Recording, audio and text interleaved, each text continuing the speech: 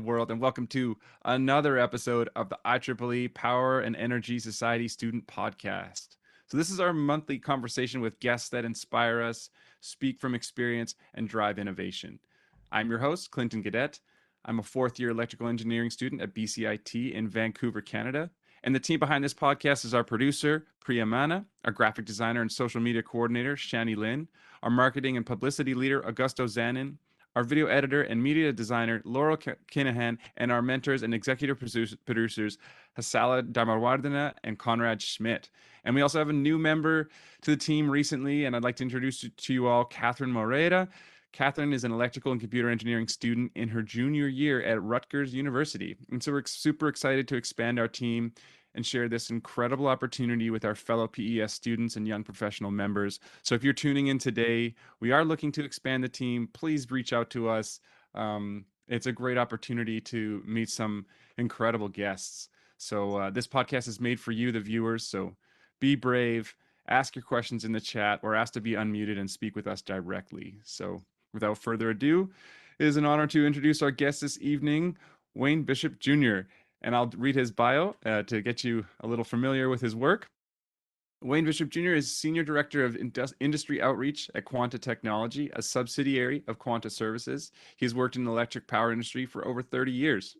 Wayne is also IEEE PES Vice President of Meetings and Conferences, a member of the IEEE Power and Energy Society Governing Board, and a member of the IEEE PES Executive Committee. He helped write and implement the long-range strategic plan for IEEE PES and is a senior member of IEEE. In addition, Wayne currently serves as a senior advisor to Luma Energy, the electric utility in Puerto Rico. Yeah, so welcome, Wayne. Thank you for joining us. Thank you so much, Clint. I really appreciate it. And I want to say good morning, good afternoon, or good evening, depending on where you are in the world. And I also want to start out by saying a big thank you to you and all of the team members that you named earlier that helped put this together. I just think it's a really great effort on your behalf and on behalf of all the IEEE PES members. Thank you so much.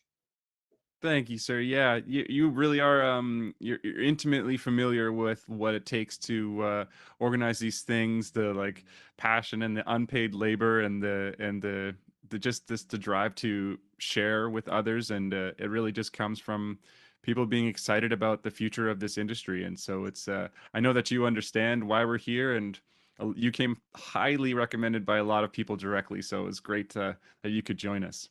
Thank you. It's an honor to be here. So our discussion today, it'll be broken up into 4 sections, and each section will focus on a single topic. The first topic will be commencing a career. So we'll discuss the journey from a first job out of school to a fulfilling career. The second topic will explore the challenges and opportunities in IEEE PES conferences. So we'll discuss the work behind the scenes of these impressive events and the opportunities these conferences present for students and young professionals. The third topic will be industry outreach and business development. We will examine what the power and energy industry is looking for today in young professionals and what it takes to communicate professionally to various levels of stakeholders. Lastly, we'll open the floor to questions and further explorations from the audience. So please write your questions down during the discussion when anything comes to mind. Don't be afraid to ask to have your mic unmuted if you'd like to speak. So without further ado, let's get started. I'd like about the beginning of your career, sir. From an engineer's perspective, the path to becoming a marketing veteran and now a strategic business development specialist isn't necessarily an obvious one to a lot of our viewers. But what did you study in college or university, and what was your first job out of school? Sure. So it's rather interesting, Clint. When I first got involved in the industry back in the early 1990s, the industry was kind of seen as, well, I hate to say it, almost boring. You know, everything was regulated. You had generation, transmission, and distribution. And those that went into the utility industry would go into a very regulated industry that was sort of well established. Some new technologies happening, but not a lot. This was pre even deregulation. Certainly EVs weren't talked about, or energy storage, or any of the exciting changes we have happening today. And so it was a safe place to go, but quite frankly, not that exciting. And I should back up by a second and let all the young people know one of the most important things is to find a good mentor. That's what helped me out a lot. And I really had a mentor right at home, and that was my dad. And it was my father that really got me interested in power and energy and the utility industry.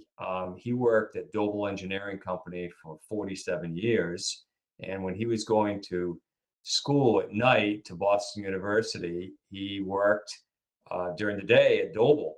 And so what I was able to do, and he retired now probably almost about 16 years ago now as vice president of operations, where again, he was there for 47 years. But what that afforded me to do was to work there throughout high school, throughout college, breaks, vacations, and sort of move all around the company and see what interested me the most. So everything from working on the production floor, working with printed circuit boards, to the stock room, to working in client service, to even a small job one summer in accounting. I quickly discovered, no, I don't want to be an accountant, that's for sure.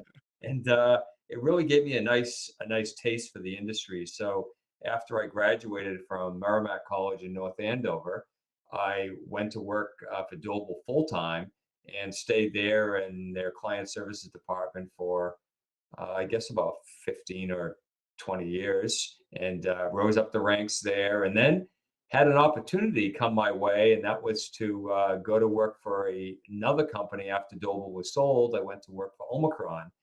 And my big reason for leaving Doble and going to Omicron was that Doble was the only place I had ever worked. And my dad, as my mentor, really encouraged me at the time to tell me, Wayne, there's a whole big world out there.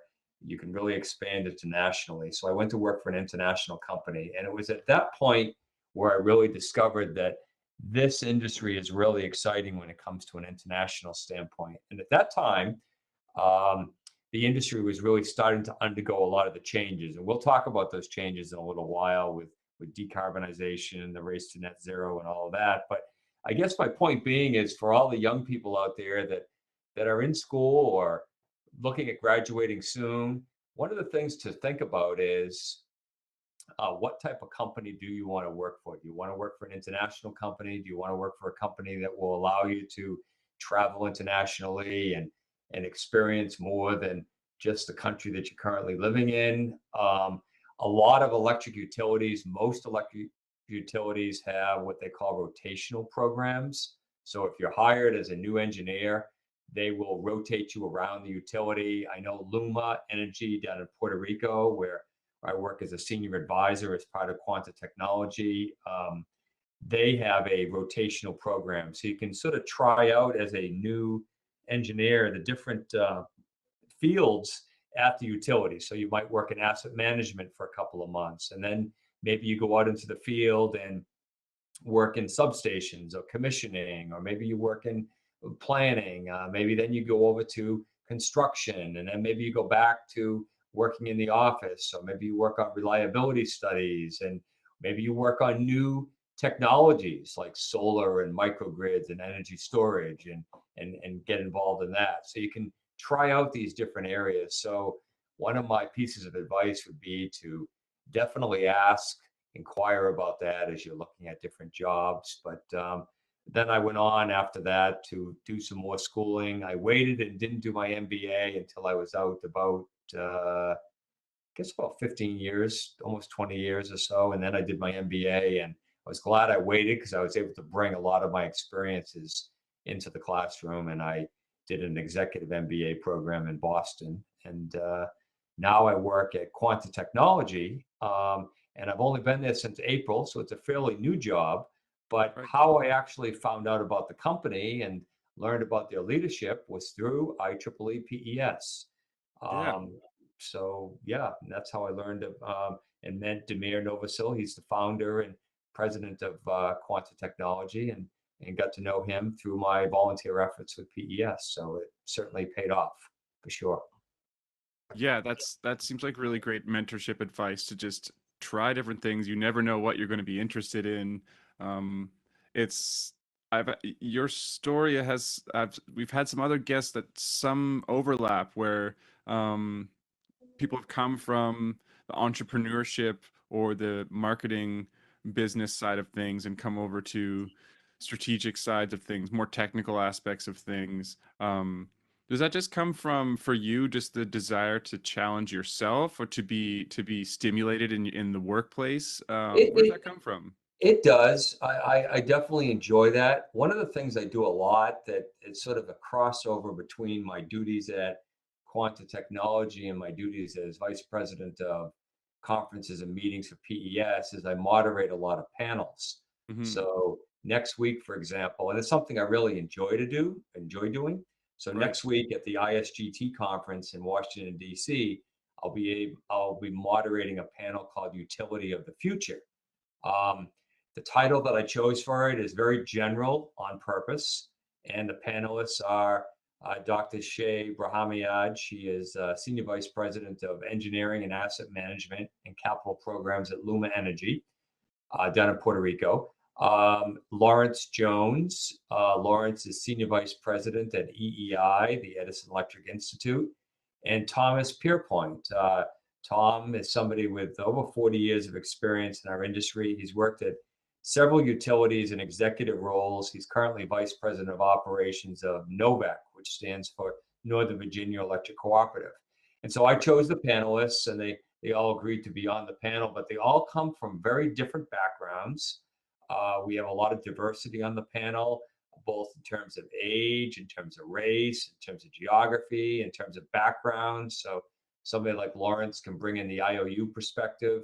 Shay, I'm sure, is going to talk about a lot of the great efforts that have been made down at Luma with the rebuilding efforts and the grid modernization programs that they're putting in place. And finally, Tom will be able to cover some of the smaller utility aspects from a rural cooperative standpoint and public power and municipal standpoint and some of the changes that he has seen. So it's something to answer your question, Clint, that I just really enjoy. I've gravitated to this. I do a lot of public speaking. I enjoy bringing people together to talk about common issues. And these days, gosh, the list is endless, right? With all the changes we have happening in the industry. So No there's plenty doubt. to talk about. Yeah, no doubt. And as just focusing on that beginning of the career as well as we can kind of chronologically go through. What would you say? Like it can be very even though the industry is thriving right now. Certain job opportunities can still be very competitive. So, do you have any advice for young professionals that are trying to stand out from the crowd, that how they can differentiate themselves from other applicants? A lot of people are just entering the workforce coming up this semester, speaking for Excellent myself and other question. colleagues. Yeah. So we actually just had this conversation recently at a executive advisory committee meeting through the IEEE PES, and we were talking with the different utility executives about what an ideal candidate would look like coming into a utility these days. So your question is spot on, and everyone in the room agreed if someone has a degree in electrical engineering with a power concentration, and then a minor or even a double major would be ideal, but some sort of experience in data science and data analytics, they could write their ticket basically. Um, Right. the the old saying, "Data is the new gold." It's so true these days. And I see, and we all see, data analytics in the future having an even more important role in the utility, understanding this data, then working with it. And as more renewables come online for the utilities, and as we integrate more of these renewables in the industry, data is going to become more and more important. So that would be one. The other piece of advice I would give is writing. You wouldn't think as an engineer that writing skills are all that important, but they really are. Everything from writing an email to writing a spec to Mm, working on a project management schedule. It's very necessary and needed. And And if you've worked in teams at all, any sort of teams, it can be even on the captain of the local of your university football team, or of your hockey team, or what have you, or it could be a Mhm. club sport, or class president, or whatever it might be. Anything that you can show that you were a leader or led a team, that will definitely make you stand out among the other applications.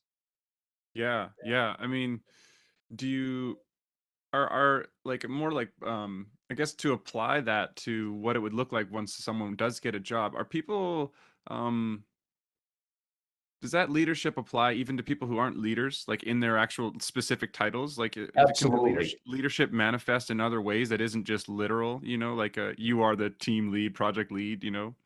Absolutely. So of course there's two ways of leading, right? You can lead in front, but leading from behind is also powerful. But Hmm. just as powerful, I would argue, is leading as part of being a team. Leading Mm. as a member of that team. You can certainly leaders always evolve and come about. You know, what I mean, as part of a team. Um, I think it's important these days. We all work in teams. All of my projects are very team-based, team-oriented. Whether it's working on, there might be a project at the utility working on integrating DERs, distributed energy resources, onto the grid. Well, that's all team-driven. All of your meetings are very team-driven, whether they're virtual or whether they're in person. So, yeah, that's all important. The other thing I would point out too is, if the listeners are not already active with an IEEE PES student chapter, get active with that as well. That Yeah. will connect you with the local professional chapter, the local utilities, the other local companies in our industry, and it's just a great way of networking, and even going on some informational interviews with some of the local companies as well through the IEEE chapter. Hmm. Absolutely. Yeah. Um, and so just to wrap up this this topic of commencing a career, I'd like to look backwards and forwards with two separate questions. Were there any career choices that you made looking back that you would do differently if you could do them over again? And then looking forward today and um, placing yourself in the shoes of someone entering the workforce today, where would you, looking forward, invest your time and energy? What career paths would you find the most? It could just be personal interests, like what if you could start all over again? What careers seem the most interesting at this point? Yeah. So, in answer to the first question,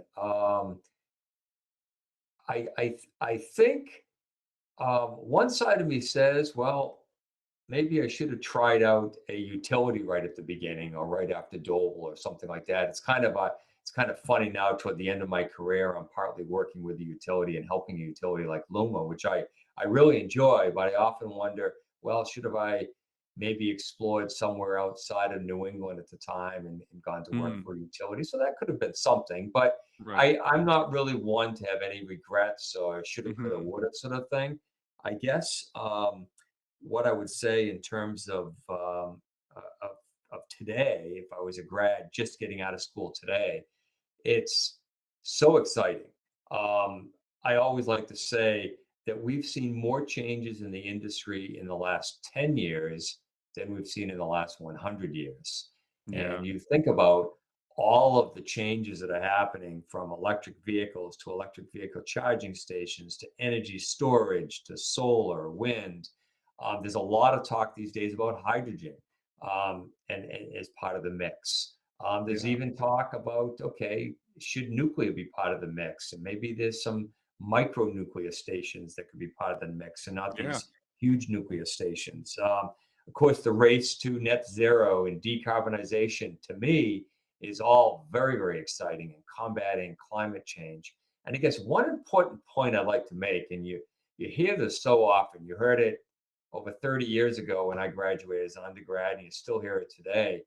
I want to make the world a better place, right? We always say that Hmm. as students just graduating, and you're often charged that at commencement, go out and do something to leave the world a better place than you found it. And if you think about it, And we all want to do that, right? We all want to make a difference. We all want to make a Hmm. difference in our community, in our society, and so forth. But if you give it some thought, you say, what better place to make a difference than the electric power industry? Working in the electric power industry, working with the utilities or a related company in our industry, you really can leave the world a better place through sustainability, decarbonization, combating climate change. We've got some real um, lofty goals coming up that we have to reach to be net zero by 2050 and so forth. But we can really make a huge impact on not only our industry, but the world as a whole. And Absolutely. yeah, and what better place to do it than this wonderful industry that we're involved with? Yeah, there are so many consequences of how we generate and transmit and store and manage our energy, and everything from not only the decarbonization aspect, but like what resources we're getting through resource mining, what land use we're using that's impacting species, what people's land are we using and encroaching upon or Yeah. consuming, what chemicals are we emitting into the atmosphere or into rivers and streams in processing fuels. And I mean, it's actually highly consequential in so many ways. It affects everything. If we think about all of our cars moving, our houses being heated, our planes flying around the world, it's an and and incredible and problem. we're all involved in that as an industry. Hmm. There was just a picture, I guess, about 6 or 7 months ago on the cover of IEEE Spectrum magazine of an electric airplane. I mean, it's Yeah. going to happen in our lifetime for sure. I just got off a plane late last night from the West Coast. Maybe someday I'll be flying on an electric plane. Who knows? Yeah, I'll be it seems driving an likely. electric car pretty soon. Yeah. Yeah.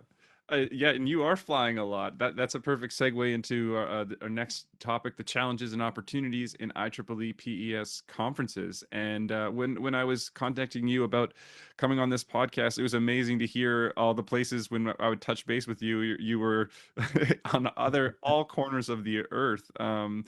It's amazing. So you've served as vice president of the IEEE PES conferences worldwide since 2019.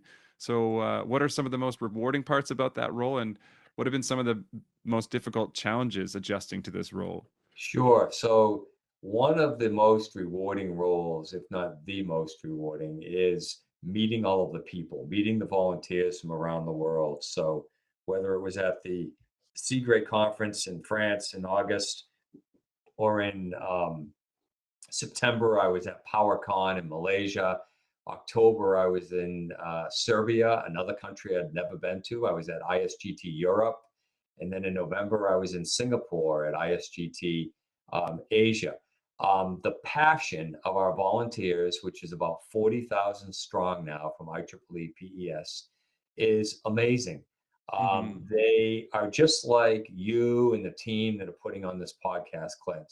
They are so passionate about what they do, our mission at IEEE PES, and getting involved. And as I said at the beginning, probably one of my highlights of my career is being a PES volunteer and now a PES leader. It's just so rewarding. So going around the world and talking with the volunteers, moderating these panels, it's interesting that even though the electric system might look different in Malaysia, it might look slightly different in Serbia, and it might look slightly different in Boston, Massachusetts. At Right. the end of the day, we all have the same goals, right? We want to deliver secure and reliable electric power, and we want to Yeah. deliver sustainable power. And we're all trying to work toward that goal of decarbonization as well. And what was the second question? There was and another question and it too was you just, do you have you had any challenges? But like the rewards seem nice, but the there's have there been any challenges you didn't expect? Yeah, so the Yeah. biggest challenge, and this is for a lot of folks the last few years, obviously was COVID. So we went from having 30 in-person conferences when I first took this job and as a volunteer in 2019 to suddenly COVID hitting and boom, everything stopped. And we suddenly had to go pivot over to making them virtual conferences. And we made the most of it. Some of our conferences actually grew in participation, like Power Africa. We were able to reach, I think it was triple the amount of countries that we would normally reach by Amazing. through attending because people were able to attend virtually. But Yeah. the challenge, Clint, was we lost that face-to-face contact. Yeah. The conversations that would take place at the coffee station, that would take place in between sessions and so forth. So we did learn a lot from the virtual meetings, but I'm really glad that we're back now in person. Yes, yes, and maybe just using the virtual aspect as an exponent on top of the face-to-face meetings and enriching things, and that is such a great aspect of just the availability and accessibility of things around the world. That is a true, real positive, absolutely. But do you still see any improvements, any room for improvement in the way that the IEEE PES conferences are organized or promoted or executed? Yes. So one of the goals that I set when I first became VP of conferences was to increase our diversity for panels. So we signed a pledge, I guess it was about 2 years ago now, that all panels at PES conferences will no longer be single gender. In other Hmm. words, take Yeah. the comment that was made a while back by someone. They said, we don't want to look at a whole bunch of old white men on the stage talking and just a bunch of yes men. We really want the diversity. So Yeah. we've worked very diligently, and I think that the volunteers and everyone have done a great job of of making our panels more diverse in terms of geography, diverse in terms of age, in terms of gender, in terms of background. And so that's a big thing we've accomplished. It does continue to still be a challenge, Hmm. but I think we've definitely come a long, long ways.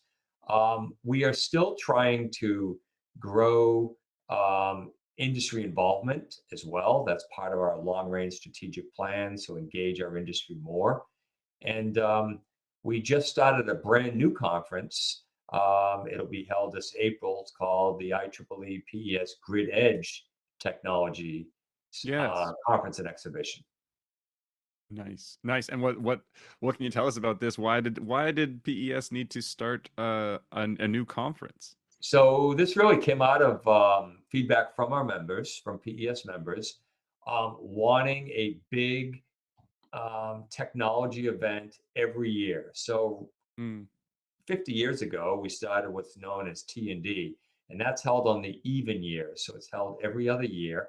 Last year's was in the springtime. It was the first time being back since 2018, believe it or not.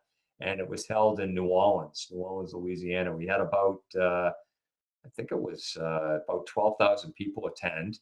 And a big part of that event is the exhibition. So we'll have anywhere from 700 to 900 different exhibiting companies at Wow. the exhibition, along with a world-class program. So that's every other year, though. So we said, well, with all the changes happening now in the industry, the changes I spoke of earlier, electric vehicles and energy storage and solar and wind and everything happening, there really is room for another conference that handles all of these grid edge technologies. So the data analytics, the making houses more sustainable, the idea of even going towards something like heat pumps, electric heat pumps and electric buses and electrification of the transportation system. So this event will be held every other year on non-T&D years. So it'll be Hmm. held in on the odd years. This year being the first, it'll be held April 10th to the 13th. San Diego Gas and Electric is our host, and we have a great program put together. If you just simply go to pes-gridedge.org. In fact, I'll put it in the chat so everybody has it. That Nice. is the website, and we actually have for the very first time a PhD dissertation contest, and I Oh, think we wow. had over 80 people um, apply, Wow. and there'll be four prizes given out of, I believe, $5,000 each, and Wow. they will announce the competitors and announce the winners at this at the show in April. There'll be a huge expo. We've got, I think, 10 super sessions and well over 100 presentations. But a lot of the presentations are dealing with all these new things. There'll be a special student program as well. So for those students that are listening, you can sign up at a very, very reduced rate. There'll be a special bundled registration rate for utilities to attend. They can bring 10 people from a utility for only $1,000, so $100 a person. So it's not a costly event to attend from a registration standpoint, but we are very, very excited about it. The Mhm. committee and Southern California and San Diego Gas and Electric, excuse me, have done an outstanding job in planning it. And it'll be in San Diego again this April 10th to the 13th. Amazing. Yeah, it seems like it's coming out of coming out of a vacuum that's kind of left from the T&D. I had like amazing privilege, and this is actually even more encouragement for any students listening. It depending on the circumstances and committees you're part of, or your student branch, or your region's funding, you can be sponsored to attend conferences as a student. Flight and your hotels and your attendance included. And I had that amazing privilege to go to the T&D in New Orleans this last year, and that the Grid Edge conference makes a lot of sense, because I also overheard a lot of conversations there that there is a lot of this innovation is happening on the edge side, on managing how your electric vehicles are charged in a single consumer's home, the solar panels on their roof, the sensors at like the smallest, lowest end of the grid. That's right. There's tons of innovation happening on that end, and the heat pumps, and yeah, amazing stuff. So much room for innovation. And the whole idea that the power is now bi-directional, that it's flowing both ways, you know what I mean? Right, Where it was always one way in the past, and our industry is just becoming much more decentralized, and that's where things are going rather than centralized. And right. you don't have you have a lot more folks now looking at things like microgrids and decentralizing and islanding and as you just mentioned, Clint. The whole introduction of electric vehicles, and that's only going to continue to grow. But where we're really going to see the growth in the future is electrification of our transportation system. Mm-hmm. The buses and trains and big trucks, think like UPS, FedEx, Amazon, all of that. They are all going to jump on, and they're going to have to, and that's what's going to really make a big impact in in this race to net zero, or what we like to say, decarbonization through electrification. And at the end Mm-hmm. of the day, it's only going to continue to help our industry. But with that, it's going to come a lot of load management issues and things like that. And all of these things, all of these issues will be discussed, and debated at the Grid Edge conference. So check out the website. Sign up early. There is an early bird rate that will be in place for at least another month, and it will be an event that you definitely don't want to miss. There'll be technical tours as well. I understand they're even going to have some electric vehicles there that you can try out on sort of a drive track, if you will, as well. Oh, wow. Yeah. This sounds great. What other conferences are in store for us this year? And are there certain ones that maybe aren't happening? Of course, T&D won't be happening until 2024, but for those of us as students who've never been to an IEEE PES conference, what are the other ones out there, and what are they So like? Yeah, so great question. So around the world, I'll start with we have ISGT Middle East, which will be in Abu Dhabi in March. So if you're listening in from the Middle East, that would be one you could attend the middle of March. Um, we will be having our GTD, it stands for Generation Transmission Distribution Asia Conference in Turkey, in Istanbul, Turkey, and that will be in May. And people will be attending that from around the world, from not only Asia Pacific, and Europe, but also the States. We always get a good attendance. The last time we held the event was back in 2019. It was in Bangkok, Thailand, and so that committee has put together a world-class program. There will be a small expo part of that as well, but that will be held in May. Um, the big event for us, it's almost like our annual meeting. We call it our general meeting, but it's really our annual meeting or general meeting, GM for short, will be held this year in Orlando. And that's a great event for students to attend because it brings Yeah. together students, academics, professors, industry. They're all there with probably about 4,000 people in attendance. And this year's will be in July, and it's in Orlando. And again, they have a great program that they've put together for that event. There's probably anywhere from 400 to 500 different presentations. You can't possibly go to them all. It's a week-long event. Again, they always have a great student program at that event. There's a student poster contest. So if there's any undergrads or grads out there that might want to enter that, consider that at the GM as well. That's always popular. And two other ones worth mentioning. Is ISGT Latin America. For the very first time, ISGT Latin America will be held in Puerto Rico, and Wow. Luma Energy will be the host. Yeah, in November. And Cool. I mean, how long has that one been running? It's been a specific one for Latin America for years running now? yes, probably for the last 12 years, anyways. Cool. Since about 2010 is when that ISGT series started.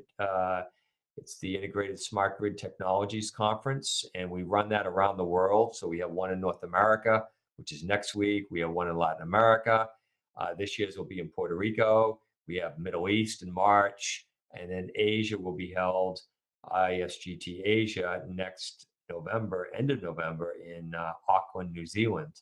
And Oh, so cool. those events are held geographically around the world, so local people can be able to attend this. So they don't have to fly all the way to the States. And Yeah. I guess that's one of the things I want to stress is we very much have a international conference portfolio. It's something we're always looking to consider expanding in the future.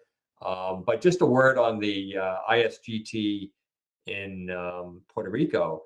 Luma will obviously be talking a lot about their hurricane preparedness, their restoration efforts, their grid modernization efforts. They literally are rebuilding the electric system there. Or as one of my engineer friends describes there, they are kind of like rebuilding an airplane as they're flying. Wow. They're doing some exciting stuff with microgrids and energy storage and solar and smart street lighting. They're doing a lot with smart cities there as well on the island. So if you want to really see firsthand what's happening in Puerto Rico, that's an event to attend, and that will be coming up in November. And Clint, you also mentioned T&D. Even though it's not being held until 2024, the local organizing committee from Southern California Edison has already had several meetings. Uh, they will be putting together a world-class program, and that will be in 2024, spring of 2024. So that's what's Nice. happening as an overview of conferences. Yes.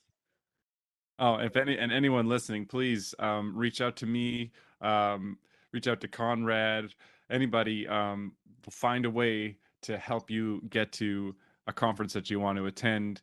Maybe not pay for the whole thing, but possibly. I'm not leaving it out. It's definitely in the cards. There's a lot of funding and giving back from PES alumni to help students attend these events. So Absolutely, Clint. And the other thing you can also do is reach out to your local chapter, yeah, your local student chapter, which they can then reach out to the professional chapter. Sometimes there's funding there available as well.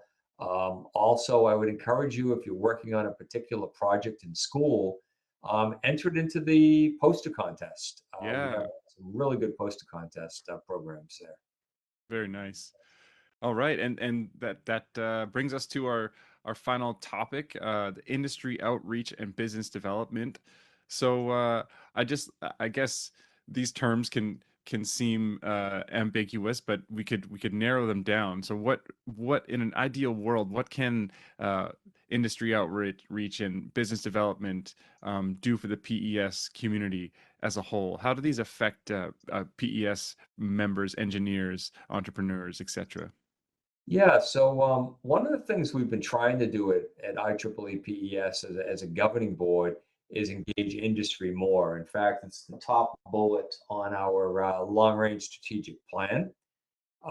And one of the other things we're trying to do is engage um, industry outreach more. And what I mean by that is aligning ourselves with the different associations that are a part of our industry. So one of them would be EEI, the Edison Electric Institute. So I mentioned Dr. Lawrence Jones is on our panel next week, the one that I'm moderating on utility of the future. So engaging them, engaging others like APPA, the American Public Power Association, and NRECA for the co-ops. We had the executive director, I think it was the year before last general meeting of the USEA, the United States Energy Association, spoke. And so Right, Sheila Hollis, was able to give the perspective of USEA. And bringing these different perspectives together, Clint, in the same room, makes for a very interesting dialogue. Um, Not everybody agrees, for example, how we should get to net zero or right, what the recipe is, but we at IEEE PES can help facilitate that dialogue and that discussion. And that's probably the biggest joy that comes out of conferences is when you have that lively discussion, dialogue happening, and discussion how we're going to get there. I mean, it's not a straight path, for sure. not at all. Not at all. I mean, if you could if you could implement a solution today and let's say money and regulations and research and development, they weren't insurmountable obstacles, they didn't matter. What solutions or systemic structural changes would you bring to the industry if you magically could? What's the industry in Oh, dire need if of? I could wave my magic wand, Yes. have the perfect transmission system that could handle all of these new technologies that we're putting in place, particularly in the United States, because there's still so many upgrades that need to be made to our system from a capital standpoint that should be made. Take a look at the regulatory environment. Do we need to change that framework in the future to meet all of these new loads that are being put on the system, right? You mentioned earlier Right. electric vehicles being put on the system, to somehow integrate those better so that we don't have problems with load and with capacity and so forth. Right, right. And how does I I'm always so curious about energy storage. How does energy storage kind of factor into that? It's something that was kind Yeah, of so not that's the focused whole, on. yeah, good question. So that's the holy Hmm. grail per se, right? Hmm. Is energy storage when the wind doesn't blow and the sun doesn't shine. And Quanta Technology, my colleagues over at Quanta Technology have done a lot of work in the area of energy storage. They just completed a project a few years ago over on the island of Nantucket, which is off of the coast of Cape Cod, and I did the same over in Martha's Vineyard and another one down the Cape. I think we're going to see more and more of those projects come about. Um, there may be an alternative down the road to batteries for sure. I think the length is still something that we're working with. The length is not very long, and I mean it's not days that we're talking; it's more hours that we currently are at that technology. So that will Right. improve as we go along. But there's a new conference actually that was just started in November, just on energy storage. Mm. And it was held in Austin, Texas this past November. I attended it. It was all about energy storage. But Clint, you bet, energy storage will be one of the big, I would say, top 5 topics that will be discussed at Grid Edge. There'll be several Um, panels on energy storage and papers at Grid Edge in San Diego. So if you have an interest in that topic, which I know you personally do, come out and see us at Grid Edge and hear some of the topics, and even the suppliers will be there too in the exhibition on energy storage. Yeah, it's an interesting problem to solve for sure, especially when like how you specified the hours versus days problem. I mean, that doesn't seem substantial enough. We're definitely lacking in that ability to load shift and yeah, it's interesting. It's interesting. Lots of work to do for all of us up and coming engineers. And if you had to predict what it's going to look like in the future of our careers, let's say like 30 years in the future, like the good and the bad, what do you see? What's the grid going to look like? So I would say it will be much more of a decentralized grid, for sure, not centralized like we see today. Um, Reliability and resiliency, particularly resiliency, will be a top priority and continue to be a top priority.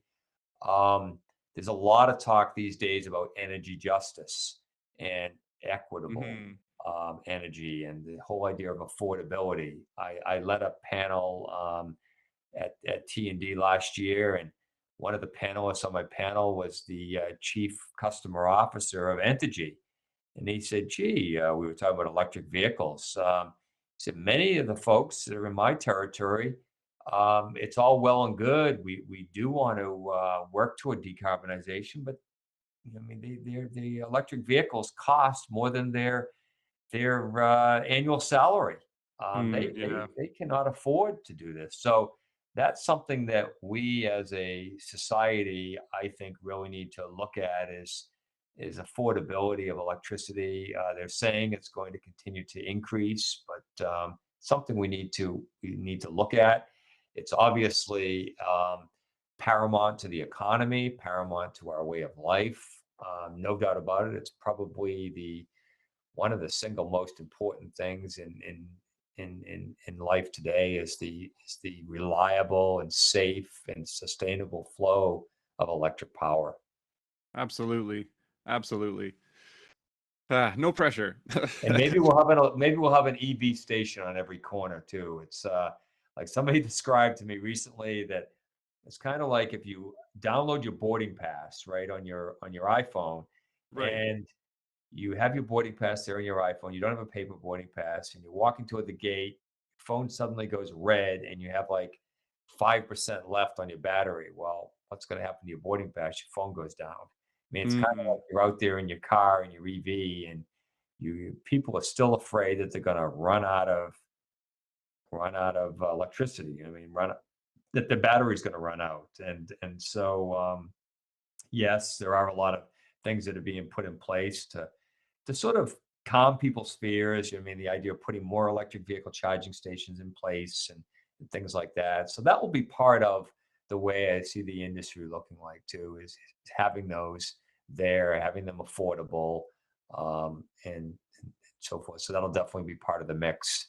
yeah. Um, It, Nuclear will probably be part of the mix as well. It's clean, it's reliable. I don't think that it will be may not be, I should say, I don't think, I probably may not be these large scale, huge nuclear power plants of 2,000 megawatts. They just have become so expensive to build. But I do think we shouldn't say no to nuclear. It should be looked at as a possible part of the mix. It's kind of like your 401k plan. It's got to be diversified, right? You can't have all your money in bonds. You can't have all your money in cash. You have to have a right, right. combination of equities, stocks, and I look at it the same way. I mean, it has to be a very, very diversified portfolio for where the energy comes from. Absolutely. Yeah, and that just gives more opportunities for more specialists and people to get to really follow their interests because there's going to be an opportunity for you to do something that you find very specifically interesting. It's a great time to be in the industry. It's exciting. And so I will this is as good a time as any to open up the floor to any questions from anyone, any of our audience today you have for Wayne. You can type it in the chat if you like, or you can ask to be unmuted if you want, and our facilitator will unmute you. There is one question already in the chat asking if you could talk a bit on how you see project management skills on engineering careers today nowadays. Yeah, so excellent question. Thanks very much for that. I do see project management continuing and will continue to be a big part of careers for the future, engineering careers. There is even additional courses and certificates that you can go for to become a certified project manager, something to consider if that's what you enjoy. Why I say that's going to increase is what we were talking about earlier, that there are so many more projects coming into utilities and coming into our industry nowadays that just weren't there 15 or 20 years ago. Definitely not Hmm. there 20 years ago, like integrating DERs onto the grid. I mean, that's a project in itself. And each time that's done, it's a different project. It could be a reliability study. It could be a project to study offshore wind. That is going to, I think, be part of the mix for sure. I just heard a recent uh, remark made, a fact recently over in the UK. They have a lot of offshore wind. One revolution of the wind turbine going around just one time powers a home in the UK for 24 hours. I was amazed by that statistic. I was Wow. like, wow, I never would have thought that, but it just gives you the an idea of the power of offshore wind. But yeah, project management for sure. This whole I know at Luma Energy in Puerto Rico, we have whole departments just concerned and engaged with project management. We have project management directors of project management for the different projects happening, and so much. Like another project would be, okay, let's do a study on electric vehicle charging stations and how many there should be within our utility. Right. Or let's do a study on implementing a new asset management program. Well, that would be a project, and somebody would have to track this, looking at the milestones, making sure these milestones are met, making sure the deadlines are met. Yeah, it's an interesting it's an interesting field for sure within engineering, no doubt about it, and we'll continue to have growth. Yeah, and as far as these the project management goes, do you see any path forward for people to improve this skill? Like, how would someone go about getting that skill? I mean, I guess it comes later in career. It's not something you necessarily start out doing, but have you seen some good, reliable, tried and true sort of methods to get your hands dirty in that area? Yeah, so the best way to do it is just get yourself involved with a project.